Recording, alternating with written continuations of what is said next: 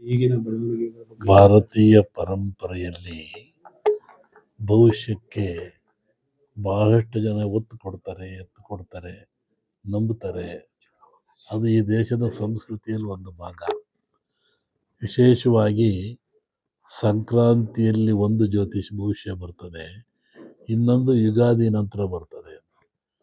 ಯುಗಾದಿ ನಂತರ ಬರುವಂಥ ಭವಿಷ್ಯ ಮಳೆ, ಬೆಳೆ, ದೇಶದ ಆಗುಹೋಗುಗಳು, ಚಿಂತನೆಗಳು, ಆಮೇಲೆ ಜನಜೀವನ, ಆರೋಗ್ಯ, ನಾಡಿಂದು ಬರುತ್ತೆ.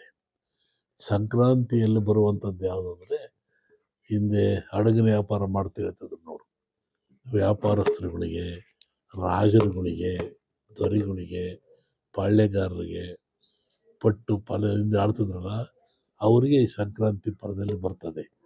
ಆ ದೃಷ್ಟಿಯಿಂದ ಈ ರಾಜಕೀಯವನ್ನು ಸಂಕ್ರಾಂತಿ ಮೇಲೆ ನಿರ್ಧಾರ ಆಗುತ್ತೆ. ಸಂಗಮೇಶನೊಲಿವನೇ ಆದರೆ ಒಳಹಡ್ಡ ಬಂದಿದೆ. ಶಿವನ ಮುಡಿಯ 2 ತುಂಡು ಮಲ್ಲಿಗೆಗಳು ಶಿವನ ಬಲಪಾದ ಸೇರ್ಯಾವು, ಮುಂದೆ ಸುಖಾಂತ್ಯವಾಗುತ್ತೆ. ಸಂಕ್ರಾಂತಿ ಕಲಿಬೇಕು. ಈಗಂದ್ರೆ ಏನು ಅಪೇಕ್ಷೆ ಪಟ್ಟಿದ್ದಾರೆ, ಅಪೇಕ್ಷೆ ಪಟ್ಟಂತೆ ಬಡ್ಜೆಟ್ಟು ಕಲಿಬೇಕಾಗುತ್ತೆ. ಅದರ ನಂತರ ಸುಖಾಂತ್ಯ ಯಾರಿಗಾರು ಆಗ್ಬೋದು ಸುಖಾಂತ್ಯ, ಅವ್ರಿಗೆ ಇವ್ರಿಗೆ ಅಂತಲ್ಲ. ಸಂಕ್ರಾಂತಿ ಮೇಲೆ ಹೇಳ್ತೀನಿ.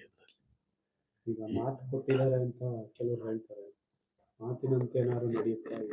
ಹೈಕಮಾಂಡ್ ಏನಾದ್ರು ಮಧ್ಯಪ್ರವೇಶ ಅವ್ರು ಹೇಳ್ದಂಗೆ ಏನು? ಒಬ್ಬ ಬೇಡ ಒಂದು ಜಿಂಕೆ ಓಡಿಸ್ಕೊಂಬಂದ ಕಾಡಿನಲ್ಲಿ. ಅಲ್ಲಿ ಒಬ್ಬ ಸನ್ಯಾಸಿ ಕೂತಿದ್ದ, ಅದು ಓಡೋತು.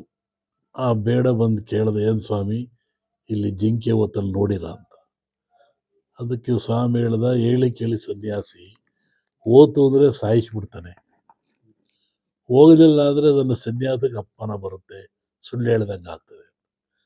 ಅದಕ್ಕೆ ಅವನು ಹೇಳ್ದೆ, ಯಾವುದು ನೋಡ್ತು ಅದು ಮಾತಾಡಲ್ಲ, ಯಾವುದು ಮಾತಾಡುತ್ತೆ ಅದು ನೋಡಲಿಲ್ಲ ನಾನೇ ಮಾಡೋಣಪ್ಪ.